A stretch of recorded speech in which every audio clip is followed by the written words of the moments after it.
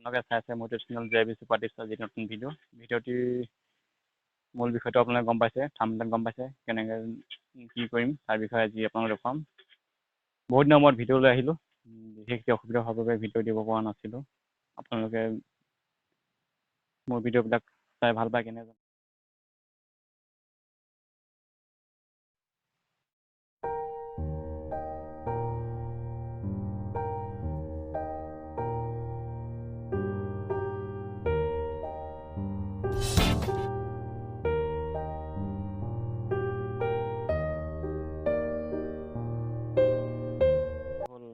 ছাগলী পোৱালি জন্ম হোৱাৰ পিছত এদিনৰ পৰা 7 দিনত মৰি যায়।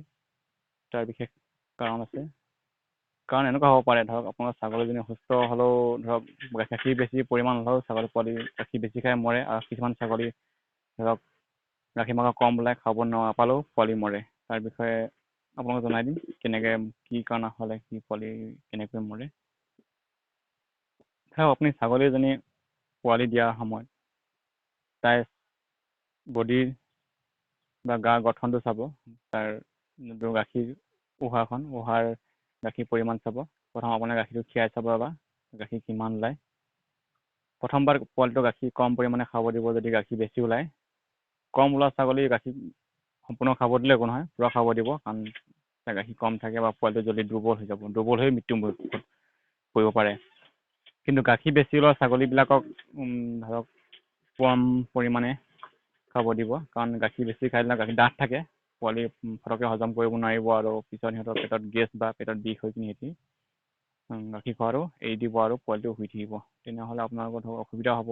কাৰণ গাঁৱত বা ফাৰ্মতে হ'লেও আপোনাৰ প্ৰথম টাইম বা নেক্সট টাইম কৰিলেও পোৱালি এবাৰ ছাগলী দিয়াৰ পিছত আকৌ 8 মাহৰ পিছত পোৱালি বা এবছৰ দুই কিছুমান পোৱালি ছাগলী দিয়ে। সেয়ে আকৌ আপুনি এবছৰতে বা 8 মাহলৈ আকৌ ৰখিব লাগিব। আপোনালোকে যদি সেইটো কাম সেই মুহূৰ্তত কৰি দিয়ে, যদি গাখীৰ পৰিমাণ বেছি ওলালে বা কম ওলালে, সেইটো আপুনি ট্ৰিটমেণ্ট যদি কৰি দিয়ে, আপোনাৰ তেনে পোৱালিটো বচা চান্স সম্পূৰ্ণ আছে।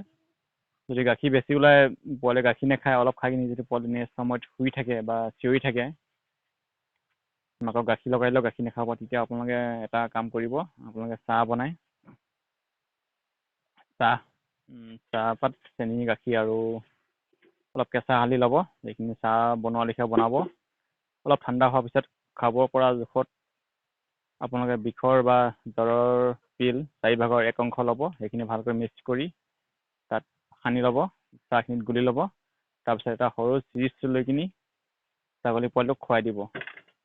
আপুনি খুৱাই দিয়াৰ পিছত দেখিব অলপ সময়ৰ পাছত, কিছু সময়ৰ পাছত পোৱালিটোৱে বগা বগা পায়খানা কৰিব, আৰু পোৱালিটো ধুনীয়াকৈ আকৌ আগৰ লেখীয়া উঠি কিনি গাখীৰ খাব আৰম্ভ কৰিব। আপোনালোকে এইটো কাম কৰি চাব। আশা কৰিছোঁ এই কাম কৰি আপোনালোকে সফল হ'ব। আৰু তাৰে কামৰ নাই আজিৰ ভিডিঅ'টো ইমানতে সামৰিলোঁ। ধন্যবাদ।